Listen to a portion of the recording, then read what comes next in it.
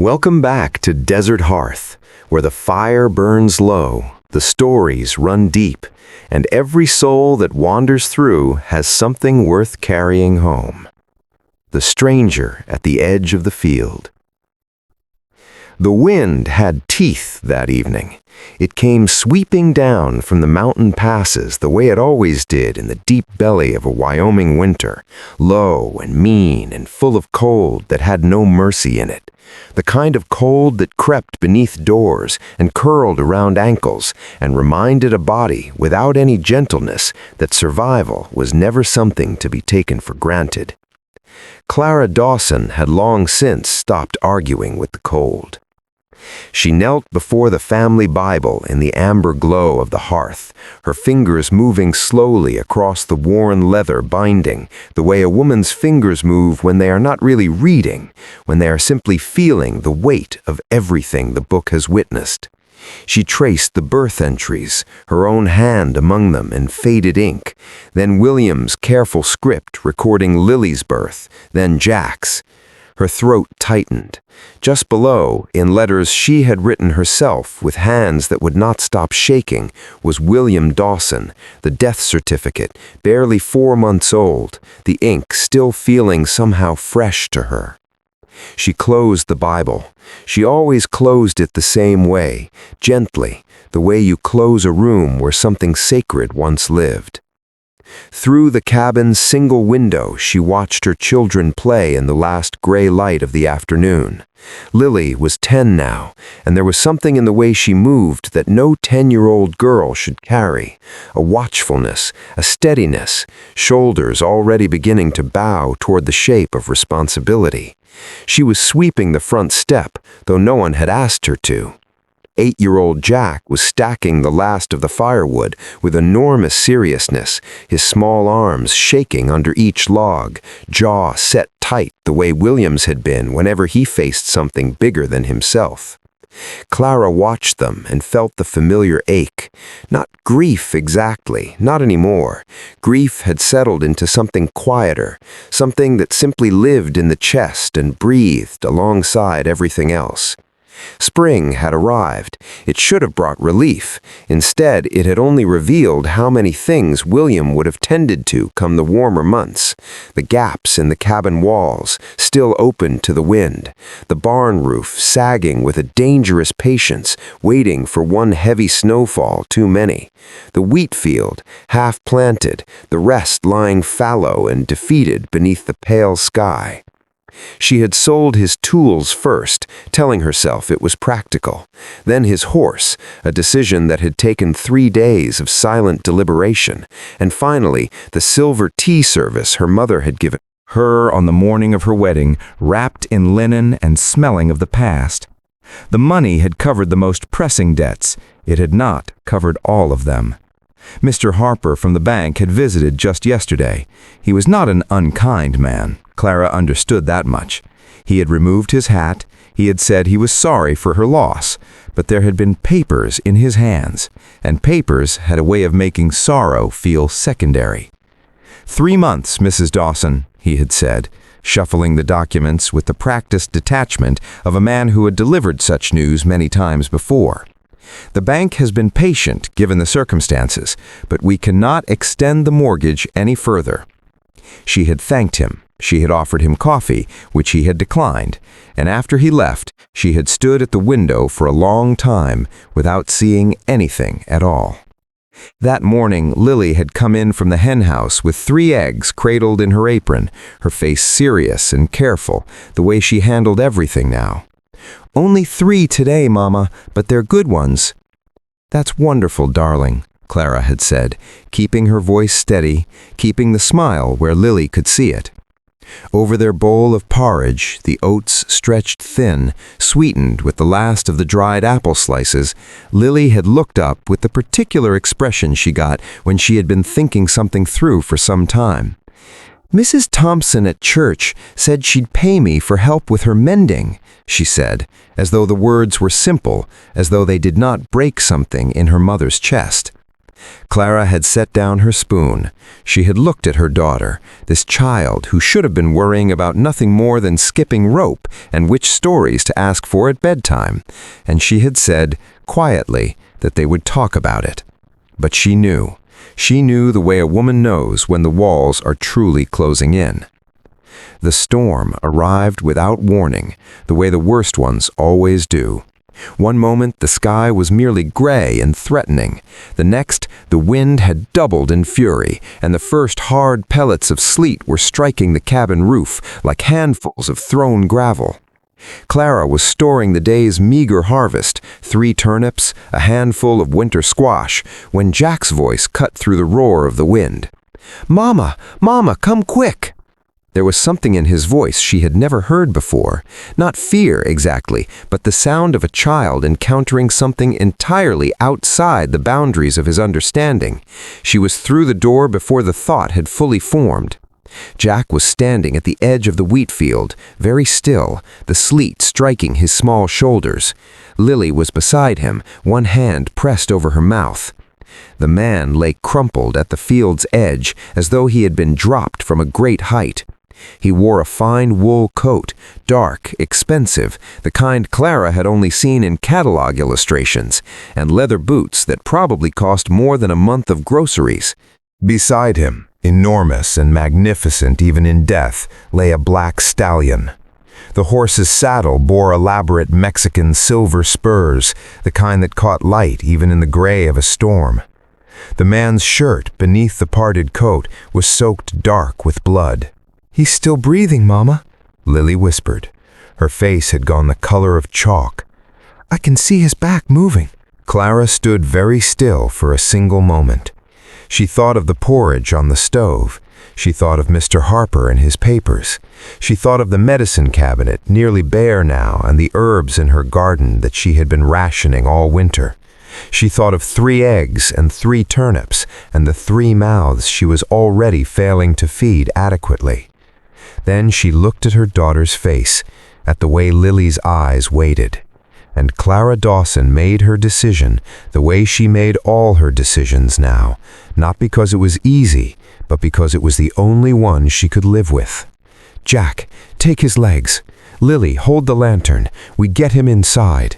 He was heavier than he looked. Men of wealth, Clara had discovered, tended to be. Something about a life without constant physical hunger gave the body a density that hardship slowly wore away. She and Lily and Jack, working together with the particular grim efficiency of a family that had already learned to face hard things, managed to drag him across the yard and through the cabin door, leaving a dark trail in the muddy snow. Clara did not panic. She had helped birth calves in the middle of the night. She had sat with William through 3 days of fever before the pneumonia took him. She knew what shock looked like, and she knew what needed doing. She cut away the shirt with her good kitchen scissors. 2 bullet wounds, one high on the left shoulder, one lower, near the ribs, frighteningly close to things that mattered. Neither had the look of a hunting accident. These were wounds that had come from men who had meant to put them there. She worked by lamplight through the early evening, her hands steady in that particular way hands go when they have no choice. She cleaned the wounds with the last of her alcohol, a small bottle she had been saving for emergencies, and this, she decided, qualified. She packed them with yarrow from her garden, dried and stored all winter, and she bound them tight with strips torn from an old petticoat. Lily kept the fire. Jack carried water. Neither child was sent to bed, and neither asked to be. The stranger's fever climbed with the moon. He moved in and out of consciousness, his lips shaping words that arrived in fragments, broken and urgent and full of something that sounded very much like guilt. "Margaret, forgive me. Should have been there." His voice, even in delirium, had a quality to it, educated, measured, the kind of voice shaped by a life of consequence. "The papers in the saddle. They'll come looking." "Hush now," Clara said softly, pressing a cool cloth to his forehead. "You're safe here." She said it gently, steadily, the way she talked to children through nightmares. She did not entirely believe it herself. She had no idea who this man was or who had shot him, or whether the people responsible might yet come to her door. But she said it because saying it was the most useful thing she could do, and because some part of her understood that a soul in the middle of fever needs an anchor more than it needs the truth. The fever broke near dawn. Clara had dozed in the chair beside him, not truly sleeping, but that particular half-rest a body takes when it refuses to surrender entirely to exhaustion. She heard the change in his breathing before she fully woke. It deepened, slowed, lost the ragged urgency of illness. When his eyes opened, they were a clear, striking blue. Even in the pale early light, even shadowed with pain and exhaustion, they were the kind of eyes that had clearly looked at a great many things with great attention. He looked at the ceiling, then at the rough-hewn walls of the cabin, then at Clara. "You saved my life," he said simply. "You needed saving," she replied. "Not many would have." She rose to stir the fire. "Rest now, questions can wait." He caught her hand as she moved past him. His grip was surprisingly firm for a man who had lost as much blood as he had. "Thank you," he said, and the word carried a weight behind it that told her it was not lightly given. Then his eyes closed, and this time the sleep that took him was clean and natural, the sleep of a body beginning quietly to heal. 2 days passed in careful tending. During his fever dreams, he had been a different man, fractured, raw, full of regrets too large to name. As the fever released him, he became someone else, courteous, observant, grateful in a way that was not performed. When Clara brought broth, he thanked her. When Lily read to him from the one storybook they owned, a battered collection of frontier tales, he listened with his full attention, asking questions about the story that made Lily's face brighten in a way Clara had not seen in months. "Ma'am, I can't take food from your children's mouths," he said on the second day, watching Clara ladle the last of the soup. "Nonsense," Clara replied, and set the bowl down in front of him with the finality of a woman who will not argue. On the third morning, the fever was entirely gone. He was sitting up, and some color had returned to his face. He watched Clara change his bandages with an expression that held something she could not quite name, not simply gratitude, but something more searching, as though he was trying to understand what kind of person did what she had done. "Your children," he said. "They're well behaved. You've done a fine job with them." "They've had a hard year," Clara said simply. "Hard years have a way of making children grow." He was quiet for a moment. Then, "I'm James Harrison." Clara's hands stilled on the bandage. She knew the name. Everyone in the territory knew the name. "You own the Double H," she said. "I do." He looked at her steadily. "And I believe in paying my debts, Mrs. Dawson. I would never presume to offer charity to a woman of your character, but what you did, what your family did, that is not a small thing. It is not a thing I intend to forget." He told her then about the men who had shot him. Marcus Blackwood had been trying to take the Double H Ranch by any means available to him, and a man with Blackwood's resources and patience had a great many means available. He had been riding alone, carrying documents that could have protected the ranch's legal standing, when 3 of Blackwood's hired men had come out of the tree line. He had gotten away, barely. His horse had not. The documents were still in the saddlebag, which Jack, with the practicality of an 8-year-old boy raised to waste nothing, had retrieved from the dead stallion on the morning after the storm and placed carefully on the table. James looked at those documents for a long moment. Then he looked around the cabin, at the gaps in the walls, at the sagging door frame, at the 3 turnips on the shelf that represented the entirety of the household's food supply, and something moved across his face that Clara chose not to examine too closely, because she was proud and she did not want him to see that she understood what he was seeing.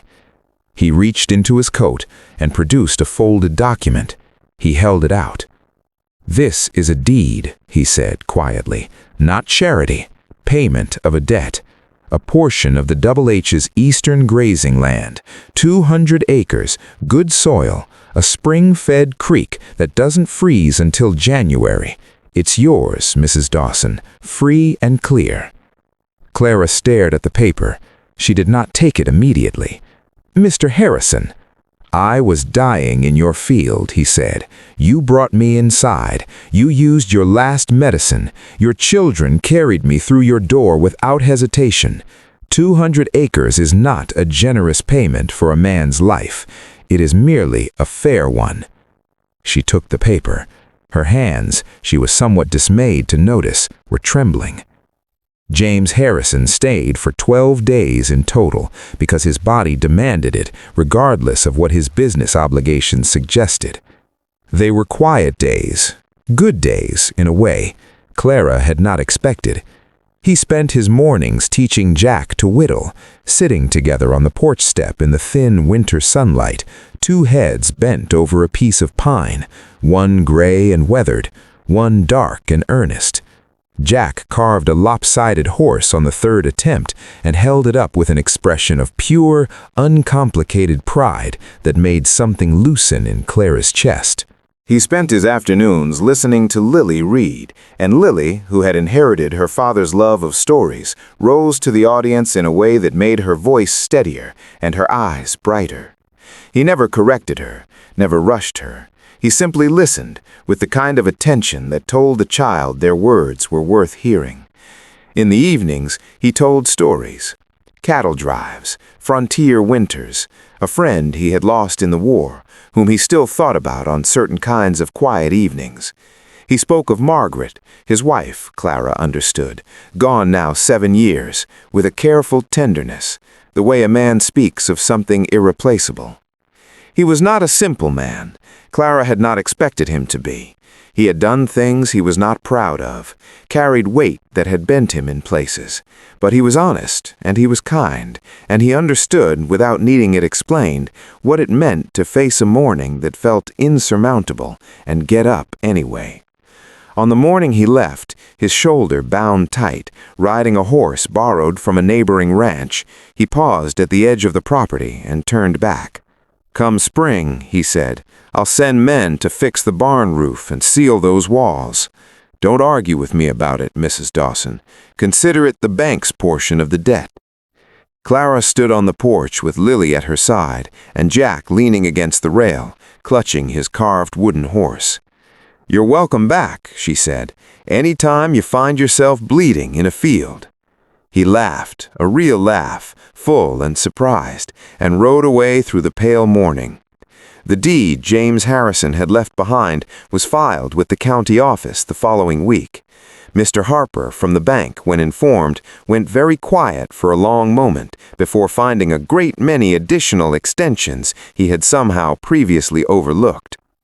The spring planting filled the new land, wheat first, then hay for the cattle, then a proper kitchen garden that stretched farther than Clara had ever imagined managing alone.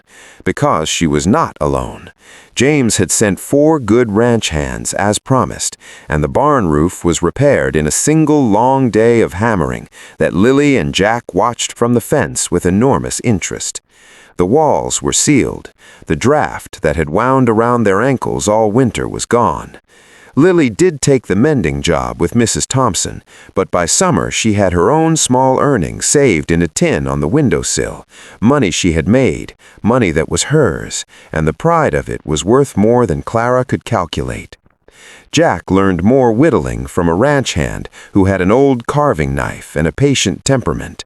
By the end of the summer, the windowsills of the cabin held a small wooden menagerie, horses, dogs, a somewhat ambitious attempt at a buffalo, each one carved with an 8-year-old boy's particular combination of earnestness and imprecision. James Harrison returned in October, riding properly this time on his own horse, unshot. He stayed for supper. He told stories.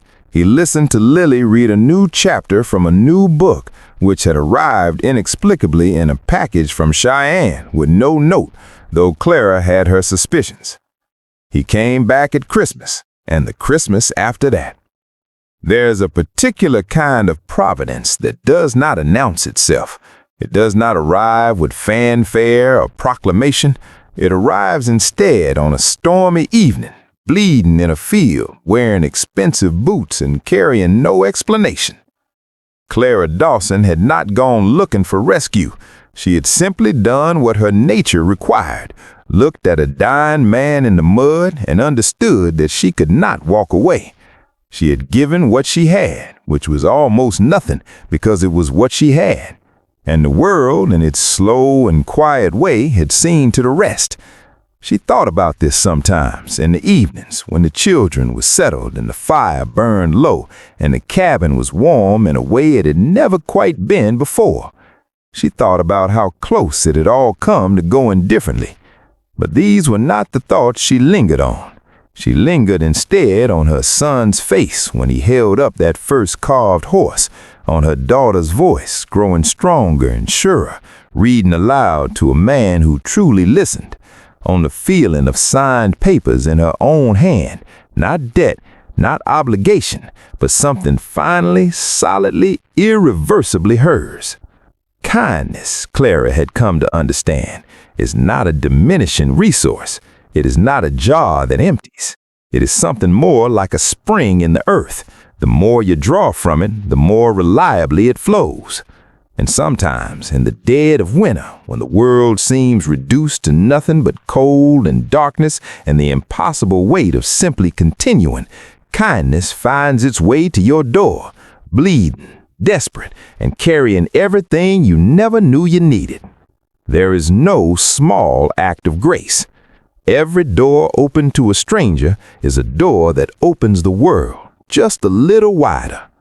Sometimes, in the best of times, the world walks back through that door and changes everything.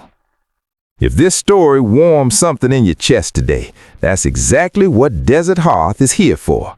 Hit subscribe and ring that bell so the next story finds you before the fire goes cold. Every week we bring you stories like this one, quiet, real, and full of the kind of heart that doesn't make the history books, but keeps the world turning anyway. Share this story with someone who needs reminding that kindness still matters, that one act of grace, freely given, can change the shape of a life forever. This is Desert Hearth. We'll keep the fire burning. You just keep coming back.